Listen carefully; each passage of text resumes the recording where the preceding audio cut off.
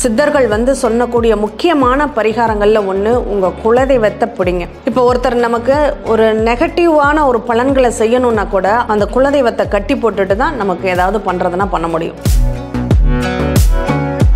பொதுவாக ஒவ்வொரு லக்னங்களுக்கும் அந்த குலதெய்வத்தினுடைய தன்மை இப்படித்தான் அப்படிங்கிற ஒரு நிகழ்வு இருக்கும்.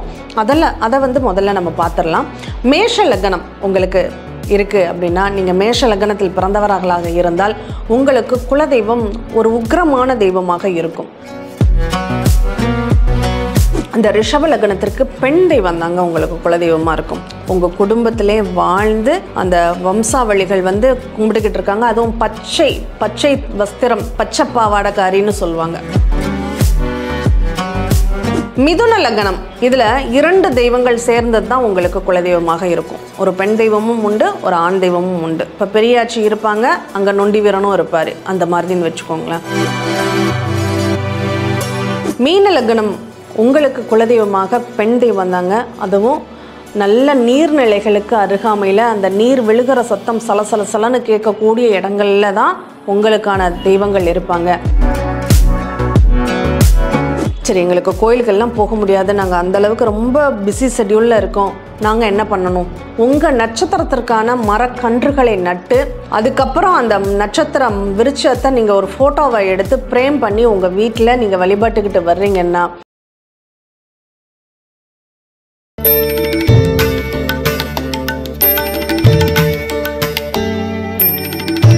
ஆன்மீக விருட்சம் நேயர்கள் அனைவருக்கும் வணக்கம். இந்த நாள் இனிய நாளாக அமைய வாழ்த்துக்கள். ஏஎல்பி அஸ்ட்ராலஜர் சாந்தி தேவி ராஜேஷ்குமார்.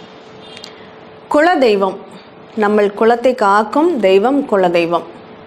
இந்த குலதெய்வத்தை பற்றி நிறைய பேருக்கு குலதெய்வத்தை எப்படி வழிபடுறது, குலதெய்வம் தெரியாதவர்கள் என்ன செய்வது, குலதெய்வம் எங்களுக்கு கண்டுபிடிக்கவே முடியல அப்படிங்கிற மாதிரியான நிறைய கேள்விகள் இருக்குங்க. முதல்ல குலதெய்வம் நம்ம சித்தர்கள் வந்து சொல்லக்கூடிய முக்கியமான பரிகாரங்களில் ஒன்று உங்கள் குலதெய்வத்தை பிடிங்க. இப்போ ஒருத்தர் நமக்கு ஒரு நெகட்டிவான ஒரு பலன்களை செய்யணும்னா கூட அவங்க என்ன பண்ணுவாங்கன்னா, முதல்ல நம்ம குலதெய்வம் யாருன்னு கண்டுபிடிச்சி அந்த குலதெய்வத்தை கட்டி போட்டுட்டு தான் நமக்கு ஏதாவது பண்ணுறதுனா பண்ண முடியும்.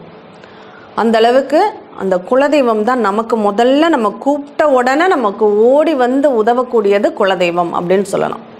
இப்போ இந்த குலதெய்வம் நிறைய பேருக்கு தெரியாமலே இருக்கும். எங்களுக்கு என்ன குலதெய்வம்னே தெரியல, எங்கள் முன்னோர்கள் யாருமே சொல்லலை, ஒரு ஊர்லேருந்து சொந்த ஊர்லேருந்து வேறு ஊருக்கு வந்துட்டோம், இல்லை எங்களுடைய பூர்வீக இடத்த விட்டுட்டு வெளிநாட்டுக்கு வந்துட்டோம், அங்கே எங்களுக்கு குலதெய்வம்னா யாருன்னே தெரியாது, நாங்கள்லாம் எப்படி வழிபடுவதுன்னு நிறைய பேர் நம்மகிட்ட கேட்டிருக்காங்க. முதல்ல ஒவ்வொரு லக்னங்களுக்கும் ஒருத்தர் பிறப்பு லக்னம் அப்படிங்கிறது பிறக்கும் போதே அவங்களுடைய குலதெய்வம் இதுதான் அப்படின்னு தீர்மானிக்கப்பட்ட ஒரு நிகழ்வாக இருக்கும். பெரும்பாலும் குலதெய்வங்கள் வந்து காவல் தெய்வங்களாக தான் இருப்பாங்க. அந்த காவல் தெய்வங்களை கண்டுபிடிக்க தெரியாதவர்கள் தான் முருகனை குலதெய்வமாகவும், அம்மனை குலதெய்வமாகவும், சிவனை குலதெய்வமாகவும், பெருமாளை குலதெய்வமாகவும் வழிபடுறாங்க. ஆனால் குலதெய்வம்ங்கிறது யார்? காவல் தெய்வங்கள் தான். அந்த ஊர் எல்லை தெய்வங்கள், காவல் தெய்வங்கள் நம்ம முன்னோர்களாக பலசாலிகளாக வாழ்ந்து நமக்கு ஒரு பெரிய ஒரு சப்போர்ட்டாக இருந்து அந்த வம்சம் தலைக்கிறதுக்காகவே தன்னை தியாகம் செய்தவர்கள் தான் குலசாமிகளாக நம்ம முன்னோர்கள் வச்சு கும்பிட்டுக்கிட்டு இருந்தாங்க. அப்படிப்பட்ட தெய்வங்கள் தான் நமக்கு குலதெய்வங்களாக இருக்கும். அதுக்கப்புறம் அந்த குலதெய்வத்தோட அதிகார தெய்வமாக நம்மளுக்கு பிரியமான இஷ்ட தெய்வத்தை சேர்த்து வழிபாடு செய்வாங்க. இது ரெண்டுமே நம்ம வாழ்க்கையில் அடுத்தடுத்த நிகழ்வுகளில் நமக்கு எப்போதுமே துணை இருக்கக்கூடிய தேவதைகள் அப்படின்னு சொல்லலாம். இப்போ இந்த குலதெய்வமே கண்டுபிடிக்க முடியலை, எனக்கு தெரியலை, என்ன பண்ணுறது அப்படின்னு கேட்குறவங்களுக்கு இந்த பரிகாரம். இதை வாய்ப்பு இருக்கிறவங்க கிராமப்புறத்தில் இருக்கிறீங்க அப்படின்னா உங்களால் இந்த பரிகாரத்தை சுலபமாக செய்ய முடியும். இல்லை நாங்கள் டவுனில் இருக்கோம், நகர்ப்புறங்களில் இருக்கோம், என்ன பண்ணுறதுன்னா அதுக்கும் வழி இருக்குது. அதற்கான பரிகாரங்களையும் நம்ம என்னென்னு பார்க்கலாம். பொதுவாக ஒவ்வொரு லக்னங்களுக்கும் அந்த குலதெய்வத்தினுடைய தன்மை இப்படித்தான் அப்படிங்கிற ஒரு நிகழ்வு இருக்கும். அதை வந்து முதல்ல நம்ம பார்த்துடலாம். மேஷ லக்னம் உங்களுக்கு இருக்குது அப்படின்னா, நீங்கள் மேஷ லக்னத்தில் பிறந்தவர்களாக இருந்தால் உங்களுக்கு குலதெய்வம் ஒரு உக்கிரமான தெய்வமாக இருக்கும். ரொம்ப கோபக்கனலோடு இருக்கக்கூடிய ஒரு தெய்வமாக இருக்கும். ஆயுதம் ஏந்திய தெய்வமாக இருக்கும். ஆண் தெய்வமாக இருக்கும். அதுதான் உங்களுடைய குலதெய்வம் அப்படின்னு சொல்லலாம். இப்போ ரிஷப லக்னமாக இருக்குது அப்படின்னா, அந்த ரிஷப லக்னத்திற்கு பெண் தெய்வம் தாங்க உங்களுக்கு குலதெய்வமாக இருக்கும். உங்கள் குடும்பத்திலே வாழ்ந்து அந்த வம்சாவளிகள் வந்து கும்பிட்டுக்கிட்டு இருக்காங்க. அதுவும் பச்சை வஸ்திரம், பச்சை பாவாடைக்காரின்னு சொல்லுவாங்க, பச்சை புடவைக்காரின்னு சொல்லுவாங்க. அந்த மாதிரி அந்த பச்சை வாழியம்மன், பச்சை அம்மன் இவங்க தான் உங்களுக்கு குலதெய்வமாக இருப்பாங்க. அந்த அம்பாள் வழிபாடு உங்களுக்கு சிறப்பான ஒரு சூழ்நிலைகளை ஏற்படுத்தும். மிதுன லக்னம், இதில் 2 தெய்வங்கள் சேர்ந்தது தான் உங்களுக்கு குலதெய்வமாக இருக்கும். ஒரு பெண் தெய்வமும் உண்டு, ஒரு ஆண் தெய்வமும் உண்டு. பிரதான தெய்வங்களாக இருப்பாங்க. இப்போ பெரியாச்சி இருப்பாங்க, அங்கே நொண்டி வீரனும் இருப்பார், அந்த மாதிரின்னு வச்சுக்கோங்களேன் உதாரணத்திற்கு. இந்த மாதிரி 2 தெய்வங்கள் ஒரே இடத்துல இருந்து அருள்பாலிக்கும் உங்களுக்கு அப்படின்னு சொல்லலாம். அதுதான் உங்களுடைய குலதெய்வமாக இருக்கும். ஆண் தெய்வம் பிரதான தெய்வமாக இருக்கும் அப்படின்னு சொல்லலாம். கடக லக்னத்திற்கு காட்டுக்குள்ளே இருக்கக்கூடிய, வெளிச்சம் படாத ஒரு அடர்ந்த வனத்திற்குள்ளே இருக்கக்கூடிய ஒரு தெய்வம் அல்லது மரங்கள் சூழ்ந்த மரத்தை தான் மெயினாக அவங்க கும்பிடுவாங்க. அந்த மரத்தை சுற்றி வழிபாடு செய்வாங்க. அது வந்து கடக லக்னத்தில் உள்ளவங்களுக்கு குலதெய்வமாக விளங்கும். சிம்ம லக்னத்திற்கு அவங்க பொதுவாக குலதெய்வம் யாருன்னு எங்களுக்கு தெரியலை அப்படிங்கிறவங்க என்ன பண்ணலாம், சித்தர்களுடைய ஜீவ சமாதிகளை வழிபாடு பண்ணலாம். என்ன சொல்லப்போனால் ஜீவ சமாதிகள்ங்கிறத விட சித்தர்கள் எங்கெல்லாம் போய் இறைவனை தரிசனம் பண்ணியிருக்காங்களோ அங்கெல்லாம் போய் நீங்கள் வழிபாடு பண்ணலாம். உதாரணத்துக்கு எடுத்துக்கிட்டோம்னா இப்போ மருதமலையில் பாம்பாட்டி சித்தர் இருக்கார், வடக்கு பொய்கை நல்லூரில் கோரக்கட் சித்தர் இருக்கார், பழனியில் போகர் இருக்கார். இப்போ அவங்களுடைய ஜீவ சமாதிகள்லாம் வெவ்வேறு இடங்கள்லேயும் இருக்கும். அந்த மாதிரி மகான்கள் வாழ்ந்து ஒரு ஐக்கியமான ஒரு இடங்களில் நீங்கள் போய் வழிபாடு பண்ணுறீங்க அப்படின்னா உங்களுக்கு அவங்களே குலதெய்வமாக வந்து பேசுவார்கள் அப்படின்னு சொல்லலாம். அதே போல் கன்னி லக்னம், இந்த கன்னி லக்னத்திற்கு காவல் தெய்வங்கள் தான் பிரதானமாக இருக்கும். அதுவும் கருப்பசாமி உங்களுக்கு குலதெய்வமாக வர்றதுக்கு பெரிய கருப்பன், சின்ன கருப்பன், நொண்டி கருப்பன் இப்படின்னு தூண்டில் கருப்பன், இந்த மாதிரி கருப்பர் சாமி உங்களுக்கு குலதெய்வமாக வருவாங்க. துலாம் லக்னம், ஐயனாரை பலமாக பிடிச்சிக்கோங்க. துலாம் லக்னத்திற்கு ரொம்ப ரொம்ப விசேஷமாக உங்களுக்கு நிறைய நன்மைகள் கிடைக்கும். ஐயனார் தாங்க உங்களுக்கு எல்லாருமே. சாஸ்தா வழிபாடு பண்ணினாலும் சரி, ஐயனார் வழிபாடு பண்ணினாலும் சரி, ஐயனார் தான் உங்களுக்கு எல்லா பூர்ண புஷ்கலா சமேதர ஐயனார் வழிபாடு. ஐயனாரை பலமாக பிடிச்சிக்கோங்க. விருச்சக லக்னம், இந்த விருச்சக லக்னக்காரங்க தான் இந்த ஜீவ சமாதிகளை நோக்கி போகணும் அப்படின்னு சொல்லலாம்.